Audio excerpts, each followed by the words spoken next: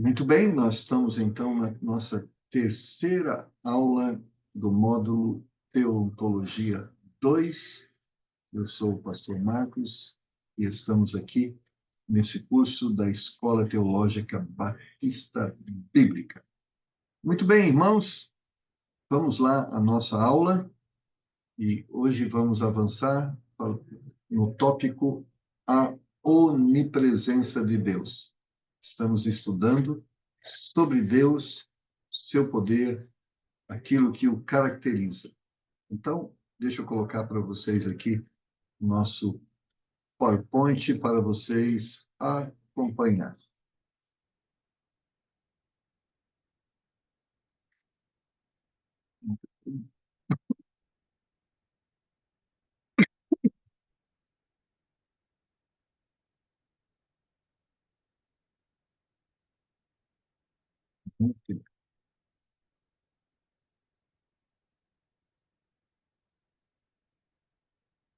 Quando nós pensamos, irmãos, na onipresença de Deus, esse atributo está intimamente ligado à onipotência e à onisciência de Deus.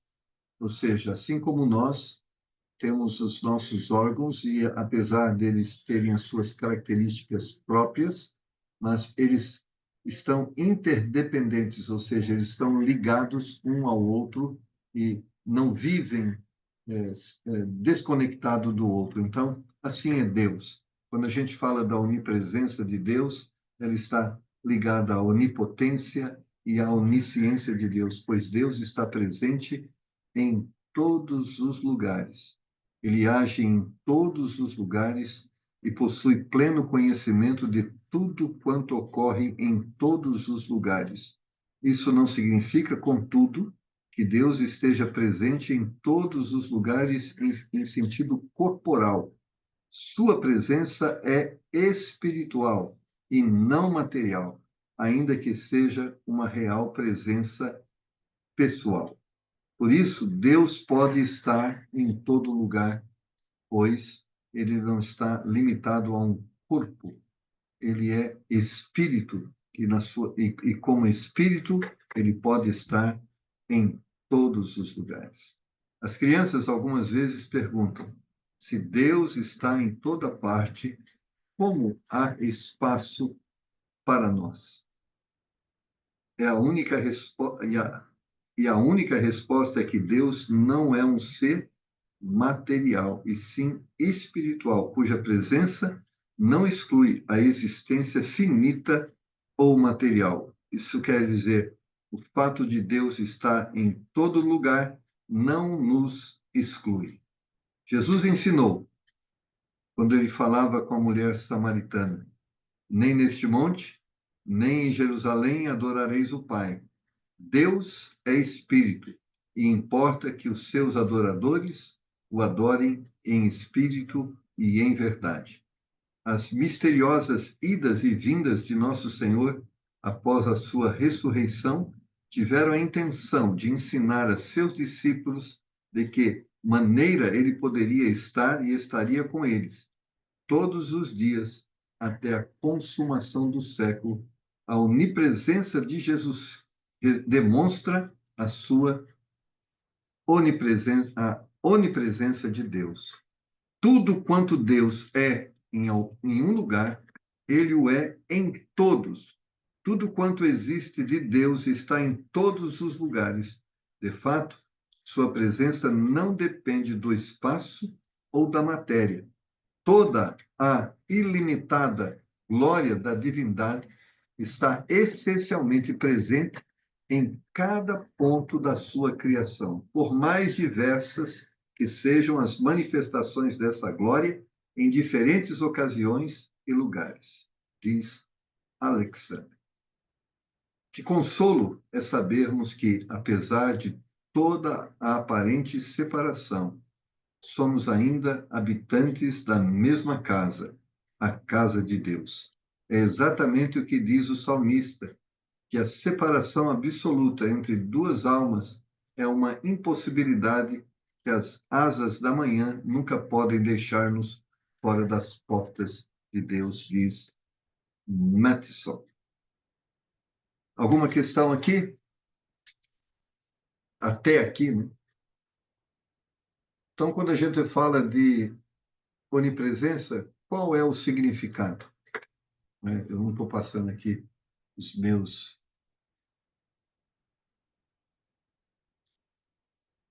Já disse, né? O seu significado.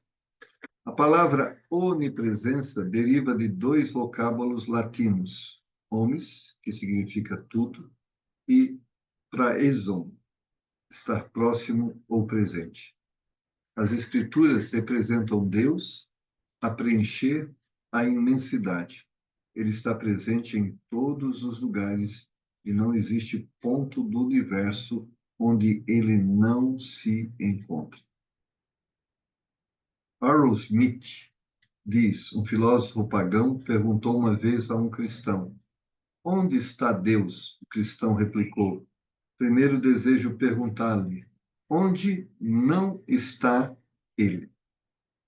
Há uma diferença entre a onipresença de Deus e sua imensidade, diz Dick, no tocante a essa diferença. Quando chamamos sua essência de imensa, queremos dizer que ela não tem limites. Quando dizemos que é onipresente, damos a entender que ela está onde quer que haja criatura, pois ali Deus está, ainda que nos preocupemos mais com a sua onipresença, que tem uma relação pessoal conosco. Desculpa, deixa eu falar melhor. Ainda que nos preocupemos mais com a sua onipresença, que tem uma relação pessoal conosco. Ou seja, o fato de Deus estar em todo lugar deve, primeiramente, nos provocar o temor. Então, ele vê tudo, ele sabe tudo, ele está tudo diante dele. Mas, ao mesmo tempo, isso deve provocar a nossa segurança. O fato dele estar em todo lugar, ele sempre está ao nosso alcance. Vamos ler Salmo de número 139, versículos de número 7 a 10. E ele está aí no slide e você pode acompanhar e eu vou ler. Para onde me ausentarei do teu espírito? Para onde fugirei da tua face? Se subo aos céus, lá estás. Se faço a minha cama no mais profundo abismo, lá estás também. Se tomo as asas da alvorada e me detenho nos confins dos mares, ainda lá me haverá de guiar a tua mão, e a tua destra me sustentará.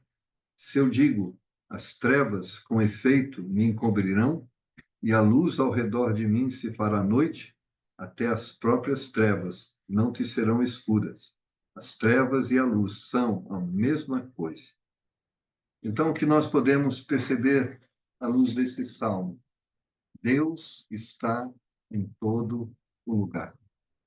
Ele contempla tudo e ele contempla todos. Ele não está limitado a um espaço geográfico. Sua presença não tem limites. Vamos ainda ler. Quem pode ler para nós Atos, capítulo 17, versos 24 a 28? Atos, capítulo 17, versos 24 a 28.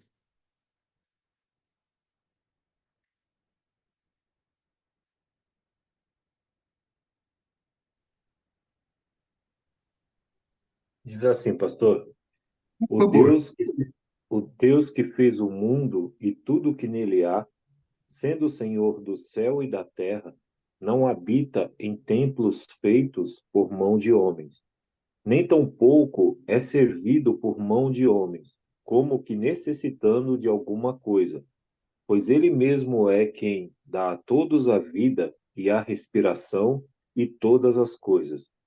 E de um só mesmo sangue fez toda a geração de homens, para habitar sobre toda a face da terra, determinando os tempos já dantes ordenados e os limites da sua habitação, para que buscassem ao Senhor, se porventura, tateando, o pudessem achar, ainda que não está longe de cada um de nós, porque nele vivemos e nos movemos e existimos, como também alguns dos vossos poetas disseram, pois somos também sua geração.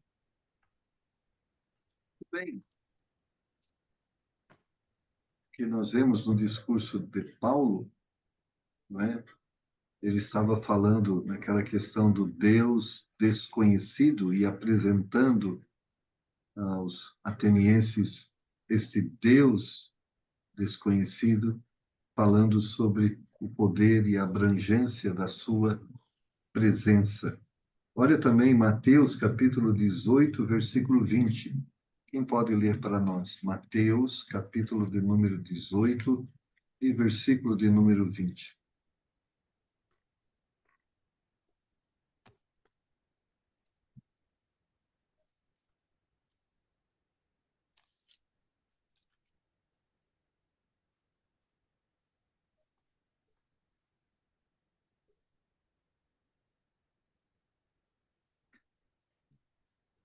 Diz assim: porque onde estiverem dois ou três reunidos em meu nome, aí estou no meio deles. Muito bem.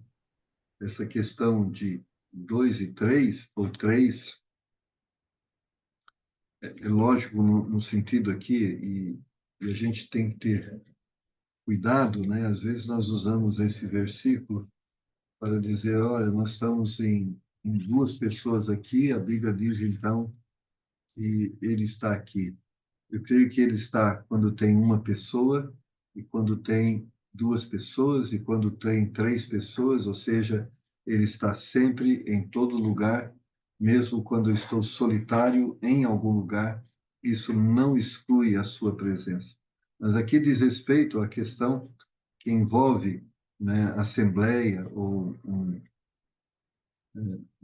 vamos dizer assim, um, uma votação, no texto verso 19, né? Também vos digo que se dois de vós concordarem na terra acerca de qualquer coisa que pedirem, isso lhes será feito por meu Pai que está nos céus. Então, esse termo dois ou três aqui é um termo que é usado no Velho Testamento, que era atribuído a testemunhas para que algo fosse validado. Então, por exemplo, se você fosse fazer a acusação contra uma pessoa, você precisava de duas ou três testemunhas para que esta acusação pudesse ser aceita. Então, o termo aqui, duas ou três testemunhas, ele está se referindo assim que Deus, quando nós estamos em concordância com Deus e concordando alguma coisa aqui na Terra em relação a Deus, Deus está presente. Não importa se essa reunião ocorra no Brasil ou ao mesmo tempo esteja ocorrendo na China, nos Estados Unidos, no Japão, Deus estará sempre presente porque ele é onipresente.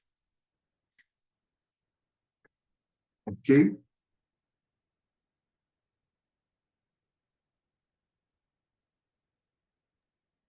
Pastor Marcos, Diga, querido. só um fato interessante com relação a este versículo, né, que o senhor acabou de citar. Eu vejo muitos pastores usando esse versículo para estarem tipo falando para os irmãos da igreja para não faltarem nas reuniões, nos cultos, né? Porque o versículo diz que o Senhor Jesus diz, né? Onde estiverem dois ou três reunidos no meu nome, eu estarei ali no meio deles. E o que é interessante, assim, é que eu mesmo não concordo, né, com esse tipo de pensamento, porque o Senhor está presente o tempo todo, né?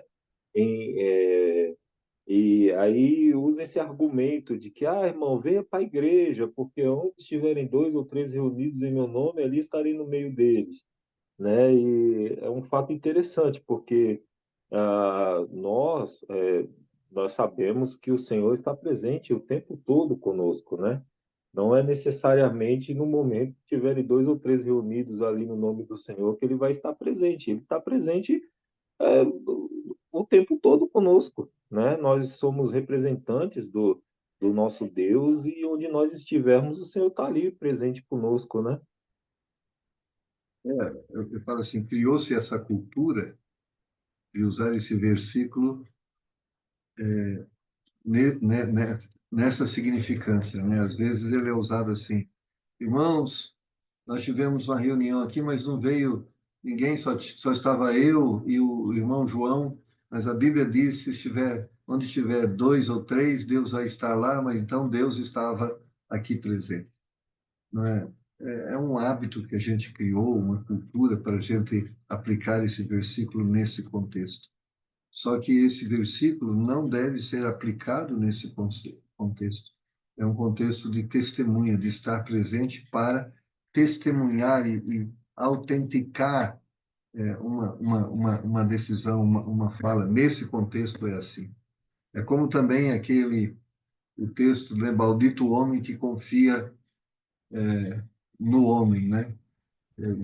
Dá a entender que você não deve confiar em ninguém, não é? Mas o texto, lógico, a gente sabe que todas as pessoas são falhas e imperfeitas, mas o texto se refere à questão do homem confiar em si mesmo, na sua força, no seu poder.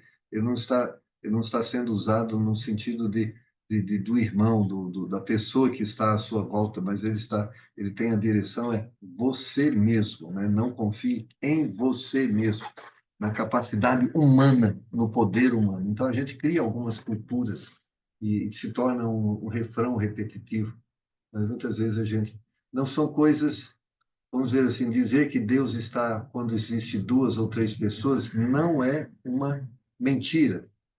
Deus está onde tem duas ou três pessoas, como Deus também estava com Elias quando ele estava sozinho dentro da caverna. Então, Deus está em todos os lugares, não importa o número das pessoas. Mas nesse contexto, num contexto de testemunha, é isto que se aplica o texto, e Ô, não. ô pastor, Pois, seria, quando o pastor fala assim, seria como se fosse assim, como fosse uma questão jurídica, assim, de testemunho, uma comprovação, e ele é o mediador, com testemunha, alguma coisa assim ou não? verso 19 vai dizer, né? Também vos digo que se dois de vós concordarem na terra acerca de qualquer coisa que pedirem, isso lhe será feito por meu Pai que está nos céus. Porque onde estiverem dois ou três reunidos em meu nome, aí eu estou, eu no meio deles. É nesse sentido que se aplica, né? O, o sentido de estar lá para. É como se fosse, é como uma testemunha que vai. Qual é o termo, a palavra?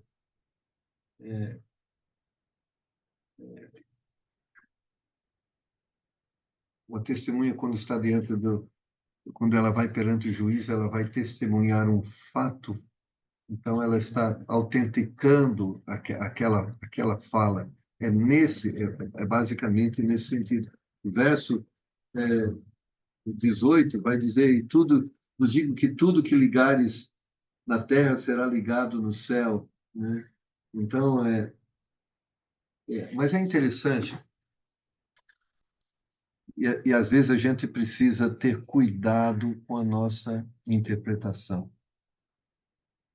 Existe um outro problema nesse contexto que a gente precisa também entender. Por exemplo, começando do versículo 15, todo mundo está comigo com a Bíblia aberta? Então lá começa dizendo assim: aqui é o princípio da disciplina e perdão. Ora, se teu irmão pecar contra ti, vai e repreendo entre ti e ele só. Se te ouvir, ganhaste o teu irmão. Mas se não te ouvir, leva ainda contigo um ou dois, para que pela boca de duas ou três testemunhas toda palavra seja confirmada. É interessante, quando você pega esse texto, dá a entender assim, que você tenta. Eu já vi muitas vezes isso acontecer. Olha, você vai falar com o irmão, mas se ele não te ouvir, chama um outro irmão, um irmão espiritual que vai com você para te ajudar. E quem sabe, junto com ele, ele pode então ceder e se arrepender e pedir perdão. O contexto aqui do versículo 16 é este: olha, eu quero que vocês vão comigo e vocês testemunhem aquilo que eu vou tratar com o irmão, e se ele não se arrepender, eu vou precisar que vocês vão comigo à igreja e sejam testemunha dessa situação de rebeldia, porque o próximo versículo é: se não as escutar, dize-o à igreja.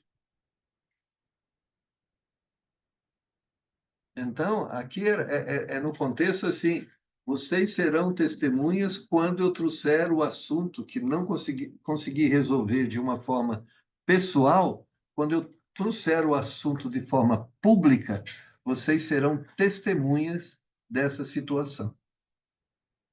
É isto que o contexto sugere. Entende, Kleber? E esse versículo está dentro dessa mesma realidade e dessa mesma valorização. Nesse contexto, o que acontece lá a seguir é isso. É como o ensinamento para tratar o pecado do irmão, em uma segunda fase, exige que pessoas testemunhem este fato e sirvam como testemunha para dar veracidade a esta fala publicamente. Assim também, Jesus está dizendo que quando vocês se reúnem aí, assim como vocês se reuniam lá para tratar, quando você se reunia para tratar do pecado do irmão, existiam testemunhas que deveriam estar lá, né, para que aquilo pudesse ser reconhecido como verdadeiro. Ele vai dizer: quando vocês se reunirem também, eu vou estar lá para autenticar e validar aquela petição. É nesse sentido. Então, é um texto que a gente tem que ter cuidado na sua interpretação. O pastor, é como se fosse quando Jesus curava alguém, mandava se apresentar um sacerdote, né? Isso está muito ligado lá ao Velho Testamento, né? Quando alguém era acusado de algum crime, exigia-se que duas testemunhas testemunhassem. Se não houvesse testemunha, aquele crime não podia ser reconhecido. Isso também está no Novo Testamento, quando você faz acusação contra um presbítero, né, contra um pastor, você precisa de duas testemunhas para que a acusação seja aceita. É nesse contexto. Tá ok. Entende? Vamos Bom, lá. Volto a dizer, não é em verdade dizer que onde tem dois ou três deuses está. Isso não é em verdade. O que eu estou dizendo é que o texto não está dizendo isto, apesar disso ser uma verdade. Entende? mas depois que a gente tem a clareza, é difícil falar uma coisa com a sã consciência, né? Eu acho que isso não é incoerente. Tem um termo para isso, né? Quando a gente sabe de algo e comete da forma, como o pastor está dizendo, não é errônea, né? Mas, assim, não é honesto. Eu falo assim, nós, como, volto a dizer, eu já cometi esse pecado. Eu estava muito habituado a repetir o que eu ouvia. Até que um dia eu me deparei para estudar esse texto e isso me chamou a atenção. Eu falo, a gente está acostumado a ouvir e vai, como diz assim, pega o bonde andando e vai junto, né? E o que a gente tem que entender é que quando nós ministramos a palavra, nós temos que ser honestos com o texto e dizer o que o texto diz. Não podemos mudar o propósito do texto, porque nós estamos fraudando a verdade naquele texto. Não é fraudando a verdade no sentido geral, mas naquele texto é fraudar a verdade. Não é a verdade que está sendo ensinada, não é isto que está sendo proposto. Então, nós estamos ensinando daquela forma algo que é contrário ao texto. E a gente poderia até dizer, né, uma heresia, no sentido da interpretação, sim, uma heresia. No sentido de uma verdade espiritual, não, mas na interpretação, sim. Pastor, mas nós temos vários vícios disso, né? Essas, vários, porque para convencer, tipo assim, a gente usa essas palavras para convencer alguém, para sensibilizar alguém, e ir apresentando dentro da Bíblia, né? E é complicado isso aí. A gente tem que ter cuidado com isso. Muito bem. Certo homem se dirigiu a dura vez para lhe propor 3 perguntas. Primeiro, por que dizem que Deus é onipresente? Não o vejo em lugar algum. Mostra-me onde ele está. Segundo, por que um homem é punido por seus crimes, visto que o que ele faz procede de Deus? O homem não tem vontade livre, pois nada pode fazer contrário à vontade de Deus. E se eu tiver o poder, faria tudo para o seu. E se tivesse o poder, faria tudo para o seu próprio bem? Terceiro, como pode Deus castigar Satanás no fogo do inferno, visto que ele é formado deste elemento? E que impressão pode o fogo fazer em si mesmo? Então o homem tomou um grande torrão e com ele bateu na cabeça do interrogador. Esse foi fazer queixa, dizendo-lhe: fiz 3 perguntas e, em resposta, ele me bateu com um torrão tão grande que minha cabeça está doendo. E a quem ele foi reclamar, mandou chamar o homem e perguntou-lhe: por que jogou na cabeça dele um torrão em lugar de responder às suas perguntas? Ele retrucou: o torrão foi a resposta às perguntas dele. Ele disse que está sentindo dor de cabeça. Pois que me mostre a dor, e eu tornarei Deus visível para ele. E por que ele se queixa perante o juiz? Tudo quanto fiz foi ato de Deus. Não feri sem a vontade de Deus. Pois que poder possuo eu? E visto que ele é composto de pó da terra, como pode sofrer alguma dor por causa desse elemento? Parece até engraçado, né? Parece uma, uma parece não, parece uma anedota, né? O interrogador viu-se confundido e ficou muito satisfeito com a resposta.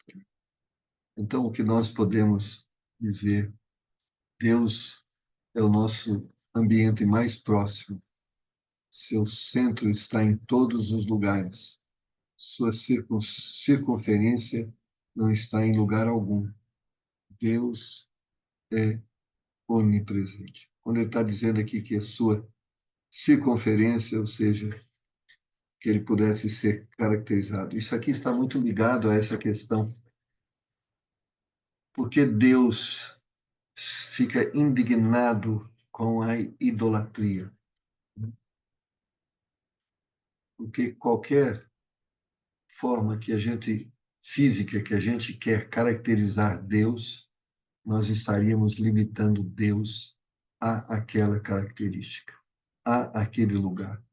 E Deus é maior do que qualquer característica que nós criamos para simbolizá-lo, como também Deus não está limitado a nenhum lugar físico que nós queiramos limitá-lo. Vamos olhar aqui para uma outra questão da onipresença de Deus. Sua qualificação. Deus não está em todos os lugares no mesmo sentido, isto é, ele está manifestamente presente em alguns lugares, no sentido em que ele não está em outros lugares. Parece confuso isso. Deus está em todos os lugares, mas manifestando-se neste lugar. Ele está no céu como lugar de sua habitação e como local do seu trono. Esse é o lugar onde o presente e a presença e a glória de Deus são especial e visivelmente manifestos. João 20:17, quem pode ler para nós? João 20:17.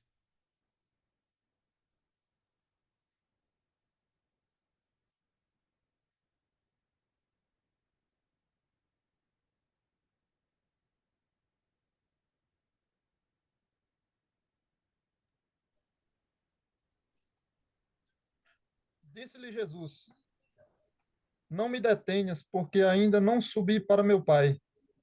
Mas vai para meus irmãos e diz-lhes que eu subo para meu Pai e vosso Pai, meu Deus e vosso Deus.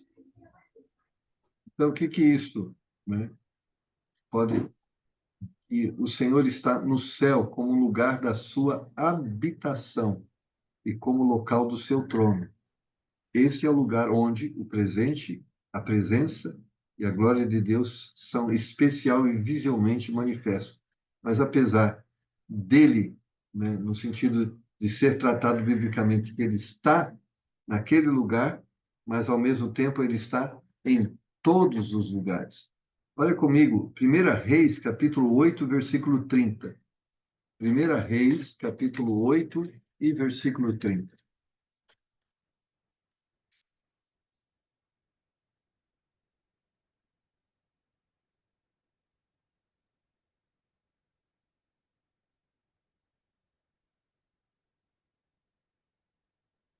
Sempre eu falo assim, quando estou junto com vocês, eu quero sempre que vocês, como você estava falando, Kleber, muitos pastores antes de nós, muitas vezes não tiveram acesso a muitas coisas que hoje nós temos. E muitas vezes eles foram privados de um conhecimento melhor ou maior. E às vezes a melhor forma de nós lidarmos com isso não é se colocando acima deles, mas se colocando ao lado deles. Ou seja, usando o nosso conhecimento para complementar, não para se sobrepor, né? Nós vamos encontrar muitas pessoas com vícios, né? Muitas vezes porque vieram de escolas ou foram influenciados por pessoas que também herdaram esses vícios, né? Então, eles são consequência de equívocos, né, de entendimento. Lógico que não comprometem a fé, mas às vezes a gente tem que ter muito cuidado como a gente usa o conhecimento e quando a gente cresce nesse conhecimento, né, de usar ao serviço, né, a colocar-se ao lado. Eu Não, lembro de um meu pastor, primeiro pastor, era um homem muito simples, né? Sabia muito, era muito limitado, né? E às vezes eu escutava certas coisas e eu naquele momento dizia assim, puxa vida, isso não representa a verdade, né? Mas muitas vezes procurava extrair a lição que vinha disso, né? Que a lição era verdadeira. Mas fala, o que você interrompeu? não, eu ia falar que eu não tenho esse comportamento, não, pastor. Eu comentei assim, Não, nem, inclusive eu até falei que nós temos muitos vícios, né? Adquiridos.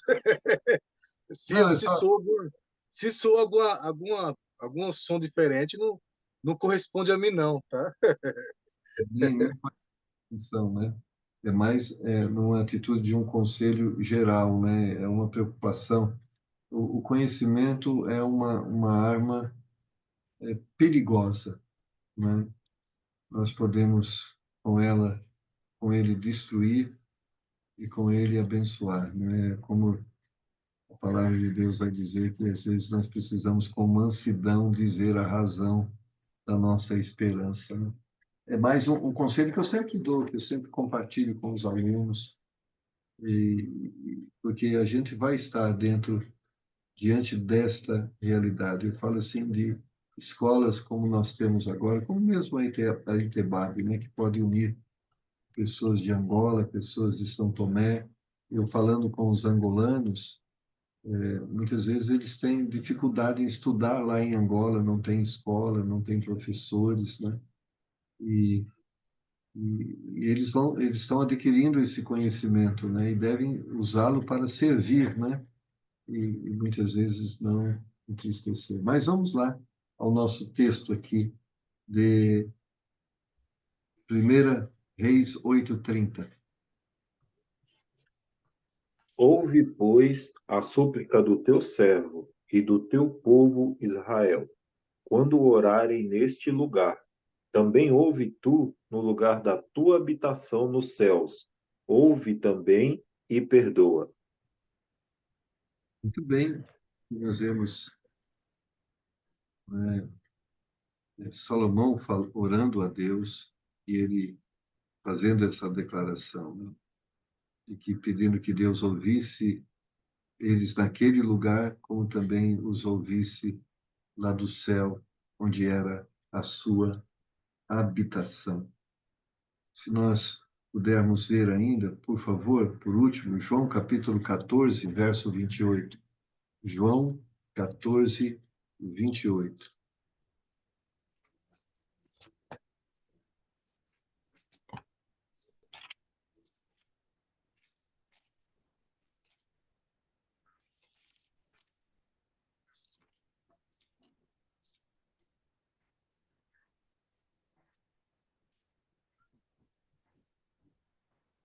Pode ler para nós, por favor?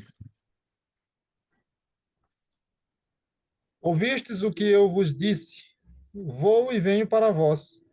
Se me amasseis, certamente exultaríeis por ter dito: Vou para o Pai, porque o Pai é maior do que eu. E, e aqui, essa ideia de vou, novamente, não é uma ideia de que ele está se excluindo dos outros lugares, mas se referindo ao lugar onde a presença e a glória de Deus são especial e visivelmente manifestos, como João viu lá em Apocalipse capítulo 21, versos 2, 3, 10, 22, 23, como também o 22, 1 e 3, quando João vê a habitação de Deus. Então, Deus manifesta-se especialmente no céu. Deus Filho manifestou-se especialmente na terra e agora está no céu. Deus Espírito Santo manifesta-se em todos os lugares, na natureza, em todos os crentes, junto dos descrentes, por intermédio do Espírito, o Pai e o Filho habitam no crente. Quando a gente olha para isso, vamos ver os textos, né? Deus Pai manifesta-se especialmente no céu. Então, sempre as referências, quando a gente lê na Bíblia sobre Deus, as referências apontam como Deus especialmente manifesta-se no céu. Vamos lá para Marcos, capítulo 1, versículos 9 e 11. Marcos, capítulo 1, versículos 9 e 11.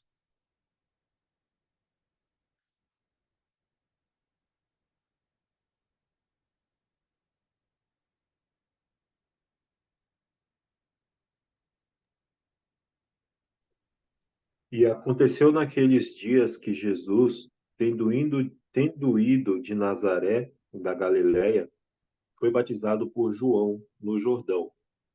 E logo que saiu da água, viu os céus abertos e o Espírito, que como pomba descia sobre ele. E ouviu-se uma voz dos céus que dizia: Tu és o meu filho amado, em quem me comprazo. Uma voz do céu, né? Deus é onipresente, mas o céu é o lugar onde, né, sua presença e glória são especialmente visíveis e manifestas. Deus Filho se manifestou especialmente na terra. Vamos lá, João capítulo 3 e versículo 13.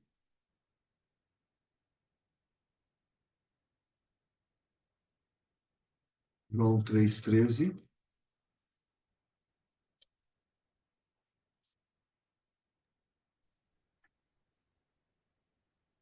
Ora, ninguém subiu ao céu, senão o que desceu do céu, o Filho do homem que está no céu.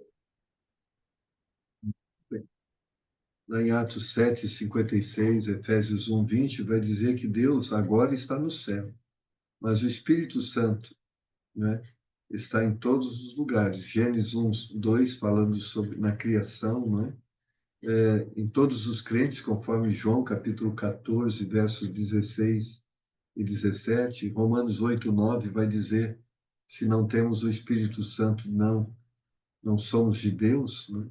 Mas também, lá em João 16, 7 a 11, ele também está atuando, né, diante dos incrédulos. Então, nós podemos observar que existe sim manifestações que caracterizam locais, mas apesar de Deus se manifestar e se apresentar como estando em determinado local, isso não o descaracteriza, né, e não o limita para estar em todos os outros lugares. Não sei se dá para entender um pouco sobre essa questão.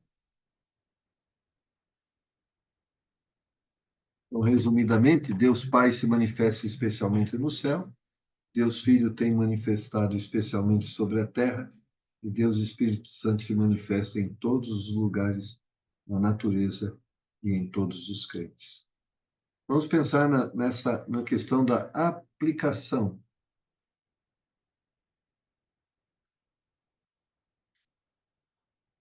Sua aplicação à vida e às experiências humanas. Primeiro, trata-se de verdade protetora, que deve trazer consolo e ânimo aos corações de todos os crentes. A infalível presença de Deus é sua gloriosa porção e possessão. Ou seja, o fato de Deus estar em todos os lugares, ele nos contempla e, de uma forma poderosa e graciosa, ele nos assiste em nossas necessidades e não é indiferente, às nossas dificuldades. Deus nos vê sempre, né? Quando sigo pelo caminho, ele vai comigo. Quando estou na companhia de amigos, em meio a todo o meu esquecimento dele, ele nunca se esquece de mim. Nas vigílias silenciosas da noite, quando se me cerram as pálpebras e meu espírito recua até a inconsciência, o olho observador daquele que jamais dormita está sobre mim. Não posso fugir da sua presença para onde quer que me vá. Ele me guia, me vigia e cuida de mim. O mesmo ser que, ora, opera nos domínios mais remotos da natureza e da providência, está também ao meu lado, entregando-me um a um os momentos da minha existência, sustentando-me no exercício de todos os meus sentimentos e de todas as minhas faculdades, diz Chalmers. Que bênção quando a gente entende a questão da onipresença de Deus e a aplica e a entende de uma forma prática a partir dos benefícios que isto significa. Landels diz: seria impossível conceber qualquer pensamento mais apavorante do que este, se esse ser invisível, mas sempre presente, tivesse para conosco sentimentos poucos amistosos. e é difícil conceder-se toda a agonia que nos caberia diante da consciência de que um inimigo invisível para nós seguisse todos os nossos passos, que seu olhar estivesse sobre nós dia e noite, sua invisibilidade tornar-nos-ia incapaz de defesa contra os seus ataques, ainda que, de outro modo, fôssemos capazes de fazê-lo, e mantendo-nos na ignorância de suas intenções e movimentos, ele nos trataria sempre em estado de torturante expectativa, sempre temerosos, nunca sabendo quando ele havia de satisfazer seus sentimentos de inimizade, envolvendo-nos na ruína. Que motivo de gratidão é para nós sabermos que aquele pensamento que estaria sobrecarregado de horrores seja justamente fonte de consolação imorredoura. É tal o caráter de Deus que está lamentavelmente mal o homem que não deriva da consciência da sua presença. Desculpa. Lamentavelmente mal o homem que não deriva da consciência da sua presença algum conforto. Ou seja, seria aterrorizante pensarmos que Deus está nos vendo em todo o lugar. Se nós pensássemos simplesmente num Deus que está nos observando para usar as informações para nos atingir, para nos destruir. Mas, ao contrário, tudo aquilo que ele vê e tudo aquilo que ele percebe é uma informação para usar ao nosso favor, seja exortando-nos, seja consolando-nos, seja suprindo. A presença de Deus não nos aterroriza, porque sabemos que estamos diante de um Deus amoroso que quer agir em nosso favor. Mas, para aqueles que o rejeitam, sim, será aterrorizante o dia do juízo final, quando será abertos os livros e revelado todas as ações e obras que aqueles que rejeitaram Cristo fizeram e não tiveram seus pecados perdoados. Que bênção é termos este Deus agindo em nosso favor.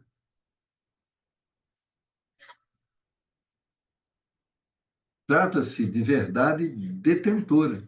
Assim como no Império Romano, o mundo inteiro era para o malfeitor uma vasta prisão, pois ainda que fugisse para as terras mais distantes, poderia ser alcançado pelo imperador. Assim, no governo de Deus, o pecador não pode escapar do olho do juiz de toda a terra. Tu és o Deus que vê, deve servir de advertência para evitarmos o pecado. Que consideração de que todas as coisas estão nuas e abertas para os olhos daquele a quem temos de prestar conta, tenham em nós a devida influência. Então, isso é importante quando nós pensamos, não é, sobre esta verdade da onipresença de Deus. Devemos entendê-la na perspectiva da bênção, mas também devemos entendê-la na perspectiva do juízo.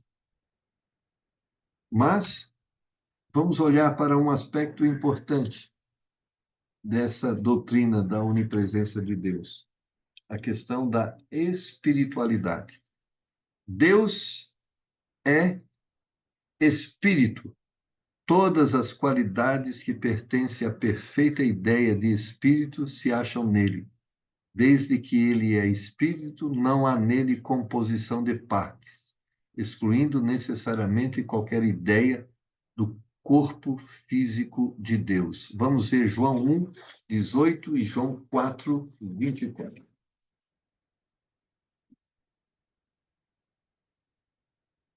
Legal.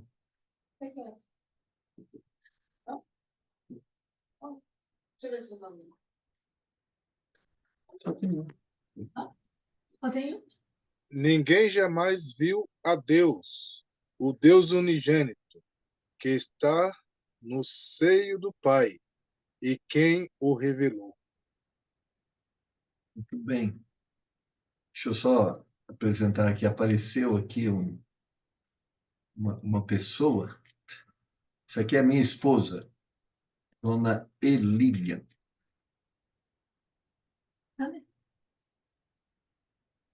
Então tá o Reginaldo, tá aqui o Kleber, o Covilo lá de Angola, Israel Alvino, Cristo Alexandre, também de Angola, Donato Nascimento, os nossos irmãos. Boa noite, meninos. Boa noite, minha irmã. Boa noite. Boa noite, irmã. Boa noite, irmã. Como está? O professor é meia boca, não é bom, não. Viu? Troca de professor. Até que a foto melhor vai ser eu mesmo. Né? Você é a co-professora, né?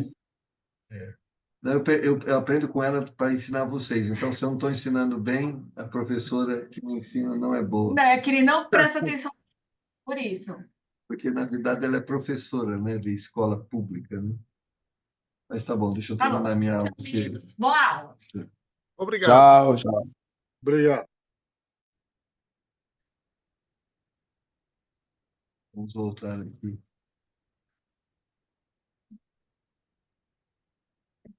Opa, desculpa aqui. O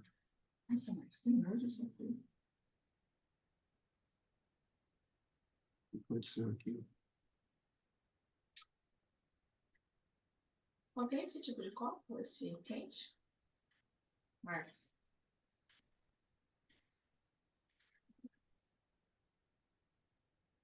Isso, fez agora aqui, ó.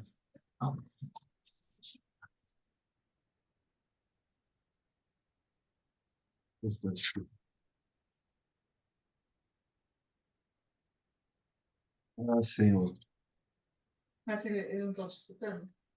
Então, estamos escutando. Então, vai dando uma aula até. Você vai falando enquanto você vai mexendo. Irmãos, estão me escutando, não é? Tá vendo? Tá vendo? Ele não soube fazer a lição de casa. Vamos lá, João capítulo 1, versículos 18 e depois João 4, 24, por favor.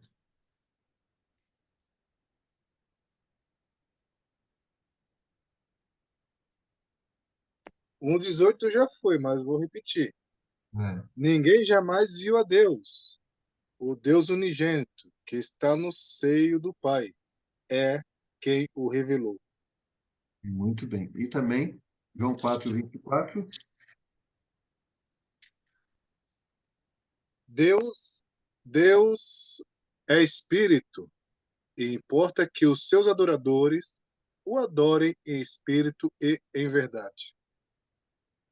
Ou seja, essa visão que a Bíblia nos traz mostra e apresenta um Deus espírito e não um Deus com corpo físico.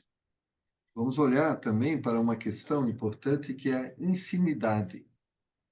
É a perfeição pela qual ele está livre de qualquer limitação externa a ele. É uma realidade em Deus e que só Deus a compreende em sua plenitude. Vamos ver Êxodo, capítulo 3, versículo 14. Êxodo 3, 14.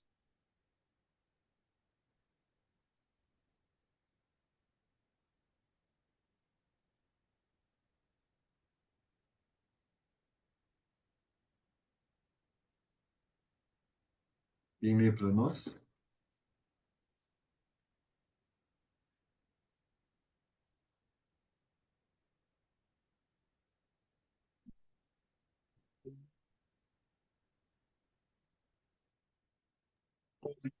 Marcos, não escutei Pode... direito. Êxodo 3, 14. Êxodo 3,14.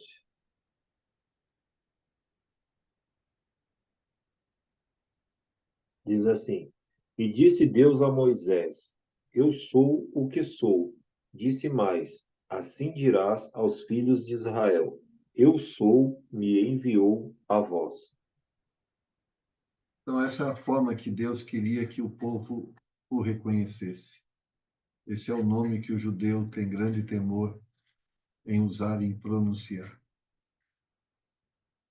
Deus excede o nosso entendimento e a nossa compreensão, mas através da sua palavra, ele nos faz entender e perceber que ele é um Deus onipresente. Minha esposa, eu estou dando aula. Ela fica. Agora ela chegou aqui, rapaz. O que eu faço com essa mulher? Acho que eu vou mandar embora. Oba! Então, nós encerramos aqui a questão da onipresença de Deus. Alguma pergunta, irmãos, que merece ser tratada aqui? Alguma colocação? Por favor.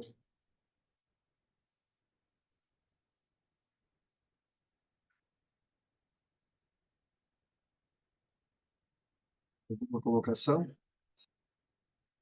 Pastor, Diga, filho. Diga, Covila. na leitura que estou ouvindo aí, não sei se não estou a captar bem, Deus nunca foi visto por ninguém, mas o Deus unigênito que está no seio do Pai ou o Filho unigênito que está no seio do Pai?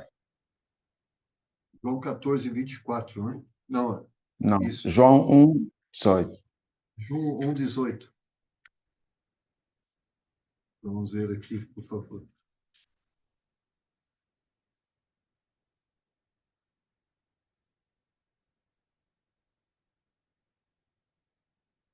Deus nunca foi visto por alguém, o Filho unigênito que está no seio do Pai. Esse o revelou. Ok, estava ouvindo o Deus que está no seio do Pai, então aí estava ouvindo bem. Estava a pensar que versão é esta, que Bíblia é esta. Filho unigênito que está no seio do Pai. Esse o revelou. Muito bem, obrigado. E aqui nós conhecemos Jesus porque ele se fez homem, se encarnou e se tornou visível nessa encarnação humana. Mas o Pai não, o Pai é Espírito, mas mesmo o Pai sendo Espírito, esse texto está dizendo que Jesus, referindo-se a essa unidade perfeita, quem está vendo Jesus está vendo Deus, no sentido de que ele é Deus, tão Deus como o Pai e como o Espírito. Essa é Perfeito, obrigado. Agora, quando vamos, nós vamos encerrar nossa aula aqui. Aqui, você queria falar alguma coisa? Eu vi que você apareceu aqui, nos deu o ar da graça, mas acho que já sumiu. Então, nós vamos encerrar hoje, mais cedo, a nossa aula, e no próximo encontro, nós vamos estar estudando os atributos morais ou comunicáveis de Deus. Então, vamos estar estudando sobre a questão, a santidade, santidade de Deus e esta santidade com a qual Deus espera que também esteja presente em nós, e ele nos criou com essa santidade. Então, vamos falar desses atributos que a gente chama atributos comunicáveis, né? Então, vamos gastar um pouquinho de tempo falando nessa questão da santidade. Falaremos também do amor de Deus, né? Incluindo a misericórdia e a graça. Então, vamos adentrar a outra área que a Bíblia revela acerca de Deus. Ok, irmãos? Então, vamos encerrar agora a nossa aula, e quero agradecer aqui aos irmãos que se fizeram presente. Eu sei que envolve bastante sacrifício, mas vamos perseverar. Temos a aula amanhã, quinta-feira, e depois teremos a aula na segunda-feira. Lembra que nós não vamos ter aula na sexta-feira, e sim na segunda-feira. Ok?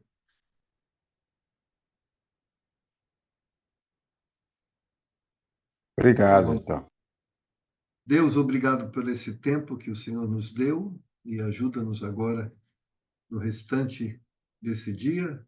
Renova as nossas forças, assiste-nos em nossas necessidades, e as bênçãos do Senhor nos acompanhem em nome do Senhor Jesus. Amém.